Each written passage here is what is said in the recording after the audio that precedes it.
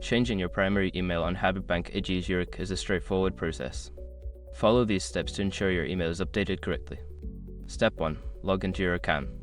Visit the Habib Bank AG Zurich website and log into your online banking account using your username and password. Step 2. Access account settings.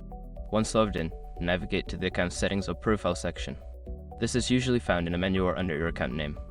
Step 3. Select email preferences. Make sure your information is protected first.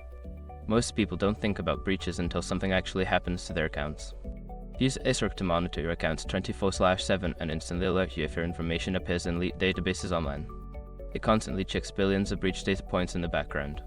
And considering how much personal information people keep online now, it's honestly worth having. Link in the description.